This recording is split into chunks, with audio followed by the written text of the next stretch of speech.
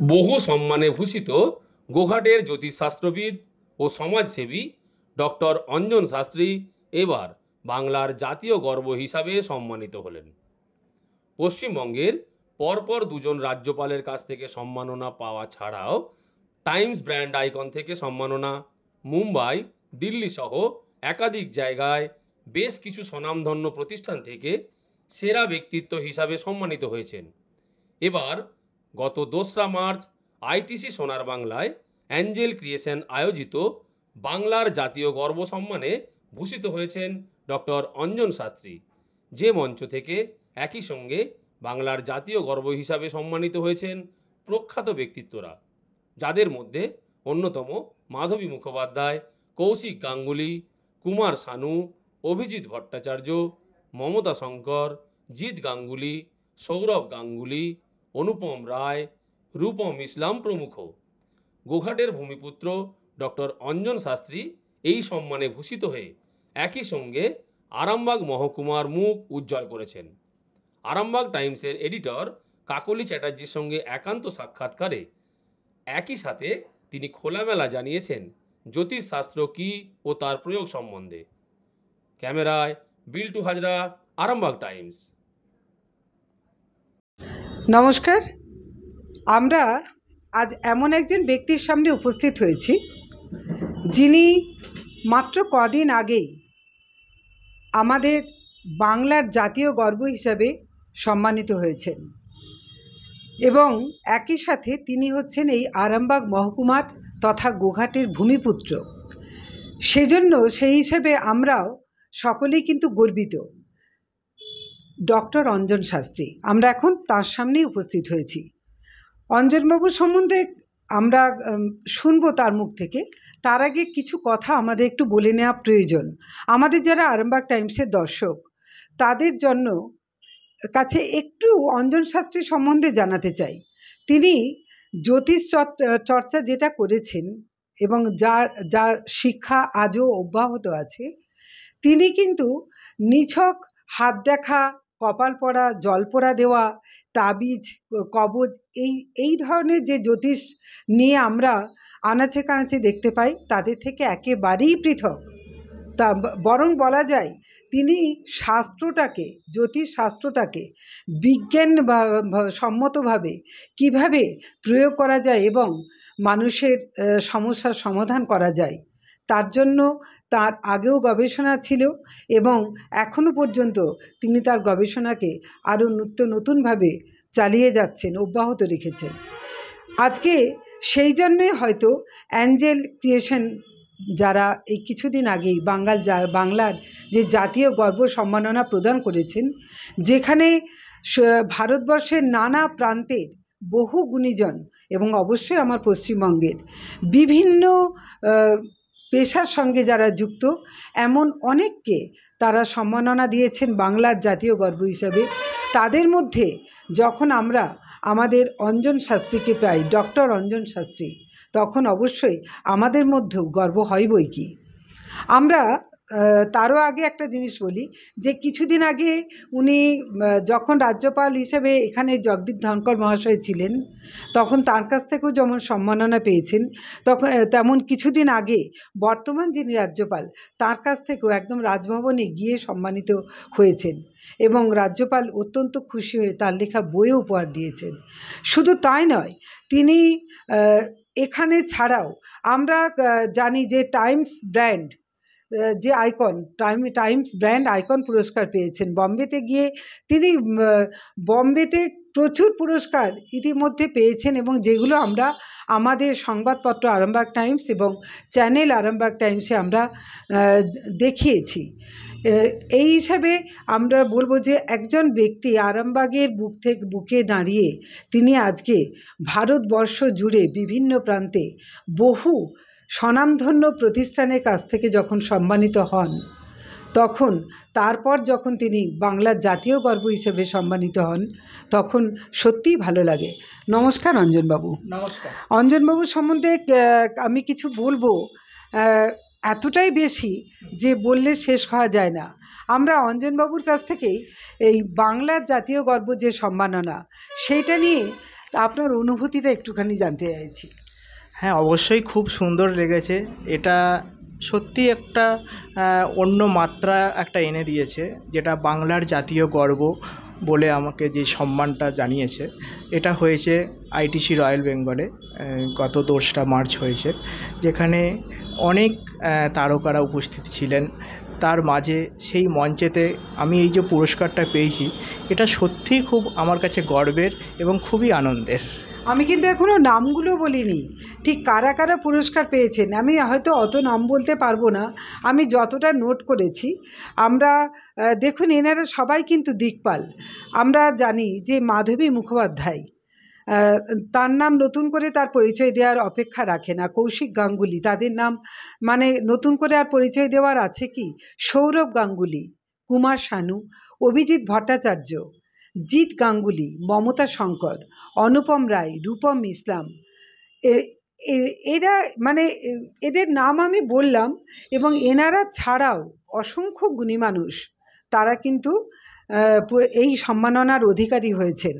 এবং এটা অঞ্জন ভাই তাদের একজন, আর অ্যাঞ্জেল ক্রিয়েশন এরা কিন্তু এটা দিয়ে থাকেন। সে আমরা তো বলতেই পারি যে এত গুণীজন যাদের নাম আমরা এক কথায় চিনি, আমাদের নতুন করে তাদের পরিচয় দেওয়ার অপেক্ষা রাখে না, রাখার প্রয়োজনও হয় না। সেই জায়গায় স্থান করে নিয়েছেন আমাদের ঘরের ছেলে ডক্টর অঞ্জন শাস্ত্রী। অঞ্জন শাস্ত্রীর কাজের ব্যাপকতা ছড়িয়ে আছে গোটা ভারতবর্ষ জুড়ে। আমরা আবারও ফিরে যাচ্ছি অঞ্জনবাবুর কাছে। হ্যাঁ, বলুন। হ্যাঁ, প্রথমত আমাকে যখন জানানো হয়েছিল যে আমি এই সম্মানটা পেতে চলেছি, তখনই সত্যিই আমি অবাক হয়ে গেছিলাম যে আজকে বাংলার জাতীয় গর্ব হিসাবে যখন আমাকে এই সম্মানটা দেওয়া হচ্ছে, সত্যিই মানে অ্যাকচুয়াল একটা অন্য রকম মনে হচ্ছিল যে সত্যি একটা দারুণ। এবং আর একটা কি, আমার একটা নতুন মনে হচ্ছে দায়িত্ব এসে গেল যে এটাকে, এই সম্মানটাকে রক্ষা করার। যে আমার সবসময় আমি বলবো যে এই সম্মানটা যাতে আমি রক্ষা করে চলতে পারি সকলের আশীর্বাদে। একেবারেই তাই। আপনার যে কাজ, এই কাজের প্রতি যেমন দায়বদ্ধতা বাড়ল, সমাজের সার্বিকভাবে আপনি তো সমাজসেবার বহু কাজের সঙ্গে উনি যুক্ত। দেখুন, ওনার কথা বলার আগে আমার হয়তো অনেকটাই বলা হয়ে যাচ্ছে যে বন্যার ত্রাণ ছুটে যাচ্ছেন অঞ্জন শাস্ত্রী।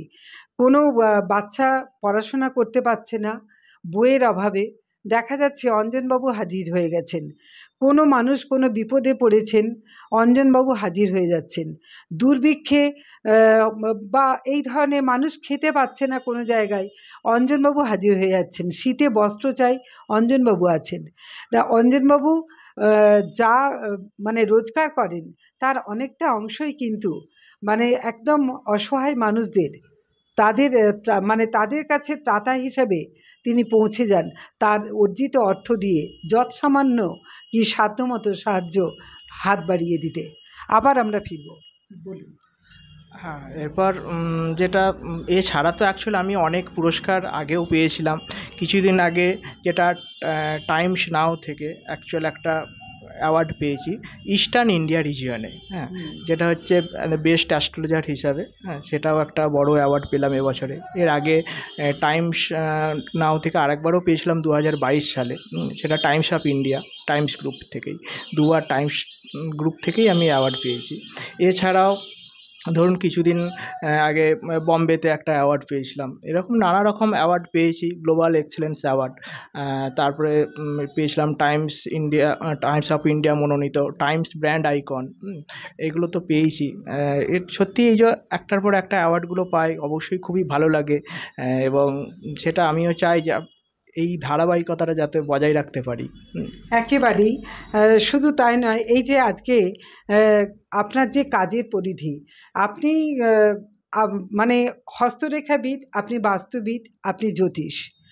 আমার আপনার কাছে একটু শুনতে চাই যে জ্যোতিষকে এই যে বিজ্ঞান ভিত্তিকভাবে প্রয়োগ করে আপনি যে দেখিয়ে দিয়েছেন যে জ্যোতিষ মানেই আমাকে মানে প্রচুর গয়নাগাটি পরে বসে পড়তে হবে, এইটা নয়। মানে আপনি কোনো রকমভাবেই নিজেকে সেইভাবে কখনো উপস্থাপন করেননি, মানুষের ধারণাটাকে অনেকটাই বদলে দিয়েছেন। এইটা নিয়ে যদি একটু বলেন। দেখুন, জ্যোতিষ শাস্ত্রটা এটা নিয়ে এখন অনেকে বিভিন্নভাবে ব্যাপারটাকে কলুষিত করে ফেলছে। এই শাস্ত্রটা বহু বছর আগেকার শাস্ত্র, আর এই শাস্ত্রর সাথে এখন অনেক কিছু জয়েন্ট করে দেওয়া হয়েছে, যেমন কবজ, তাবিজ, ধরুন এই বিভিন্ন তন্ত্র মন্ত্র হেন তেন এইসবগুলো ব্যাপারগুলো জয়েন করে দেওয়া হয়েছে। কিন্তু আদৌ কিন্তু জ্যোতিষের সাথে এইগুলোর কোনো সম্পর্কই নেই। জ্যোতিষ শাস্ত্র, জ্যোতিষ কথাটার অর্থ এসেছে জ্যোতি থেকে, মানে অর্থাৎ লাইট, আলো। অর্থাৎ এই শাস্ত্র আপনাকে একটা সুন্দর পথ দেখাতে পারে, আপনি কোন দিকে যাবেন, আপনার কোন পথটা শুভ, কোন দিকে গেলে আপনি খুব তাড়াতাড়ি অনায়াসে সাকসেসটা পাবেন। এই গাইডলাইনটা সম্পূর্ণ এই শাস্ত্রে দেওয়া আছে। এটা এক প্রকার বিজ্ঞান ভিত্তিক, কারণ এখানে আমরা ক্যালকুলেশন করি 360 ডিগ্রি, যেখানে এক একটি ঘরে 30 ডিগ্রি অর্থাৎ 30 ডিগ্রি করে আছে, 12টা ঘর, 3 বারো 36, 360 ডিগ্রি, যেখানে 3টে করে নক্ষত্র থাকে, যার মান হচ্ছে 13 ডিগ্রি 20 করে। এটা পুরোটা একটা অঙ্ক, এবং এই অঙ্ক ওয়াইজ কিন্তু আমরা পুরো যে আমাদের তার যে প্রেডিকশনটা কিন্তু করে থাকি। সেক্ষেত্রে এখানে এ ধরনের কোনো কিছু ব্যাপার নেই। হ্যাঁ, তারপর এবং সেক্ষেত্রে আজকে আমরা যেমন জ্যোতিষশাস্ত্র, এটা বাস্তু, আজকে বাস্তু নিয়ে অনেকে বলে, দেখবেন যে মাটি পরীক্ষা করতে হয়, হেন তেন বিভিন্ন এগুলো কুসংস্কার বলেই আমি মনে করি। অ্যাকচুয়াল বাস্তুতে আমরা এলিমেন্টস ওয়াইজ কাজ করি। দেখুন, আমাদের যে এলিমেন্টস আছে, fiery element, water element, air element, earth element, সেক্ষেত্রে আমাদের বাস্তুশাস্ত্র অনুযায়ী কিছু কিছু স্পেসিফিক জায়গা বলে দেওয়া আছে। আপনি যদি যেখানে দেখুন ফায়ারি এলিমেন্টের জায়গা, সেই জায়গাটাই আপনি ওয়াটার এলিমেন্টকে সেখানে আপনি এস্টাবলিশ করছেন, সেক্ষেত্রে একটা প্রবলেম হবে। অর্থাৎ ধরুন আমি ধরি বাস্তুর অগ্নিকোণ, সেই অগ্নিকোণে যদি কেউ বাথরুম করে, আমি জাস্ট একটা এক্সাম্পল দিলাম, বুঝতে পেরেছেন? এই জায়গাটা, এইটাতে আবার ভাঙা গড়া ছাড়া কিছু হয় না, এখানে হোমযজ্ঞ করে কোনো কিছু কাটানো যায় না। এটা হচ্ছে মানে যে যতই বলুক, আমার যদি বাড়ি তৈরি করতে গিয়ে আমি যদি সমস্ত নিয়ম না মেনে বাড়ি করি, তাহলে প্রবলেম আমার আসবে। যেটা কখনো হোম যাগ করে সারা রাত ধরে যজ্ঞ করে বলি দিয়ে যায় না, কাটানো যায় না, কখনোই কোনোদিন কাটানো যায় না। অ্যাকচুয়াল দেখুন, আমরা কিন্তু ভাগ্য পরিবর্তন করি না। আমি একটা কথা বলছে, যা নাই জন্মভাণ্ডে তা নাই বিশ্বব্রহ্মাণ্ডে। যেটা জন্মভাণ্ডে নেই সেটা কোনোদিনই পাওয়া যাবে না। আপনার কি আছে জন্মভাণ্ডে, সেটা আমি জাস্ট রিড করে বলে দিতে পারবো, এর বেশি তো কিছু না। এবং আপনাকে একটা সুন্দর পথ বলে দিতে পারবো, যেটা আপনি যদি স্রোতের অনুকূলে যান, সেক্ষেত্রে আপনি খুব তাড়াতাড়ি আপনার গন্তব্যে পৌঁছাতে পারবেন। আর আপনি যদি স্রোতের প্রতিকূলে যান, তাহলে আপনার গন্তব্যে পৌঁছাতে অনেক আপনাকে স্ট্রাগল করতে হবে। অ্যাকচুয়ালি আমার কোন কেরিয়ারটা বাছবো, এই ব্যাপারগুলো আমরা যখন দেখি, আমরা কার সাথে বিবাহটা করলে শুভ হবে, আমাদের অ্যাকচুয়াল এডুকেশন লাইনটা কি হবে, হ্যাঁ, আমার ফিনান্সিয়াল কোন দিকটা গ্রোথ হবে, বা কোন দিক থেকে আমার অর্থ আসতে পারে, এটা সুন্দর করে আগে দেখতে হবে। এটাই আমরা জাস্ট রিড করি এবং সেটা আমরা বলে থাকি।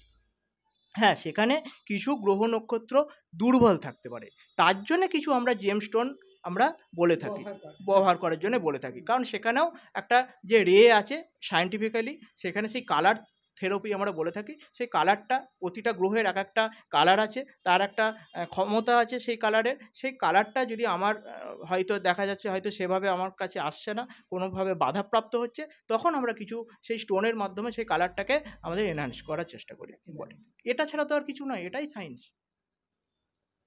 আর এইভাবেই চর্চা করতে করতে এগিয়ে গিয়ে আজকে এত বড় সম্মাননা, এই সম্মাননাটা যখন আপনি জানতে পারলেন, তখন আপনার কি মনে হয়েছিল? সত্যি খুব ভালো লেগেছিল।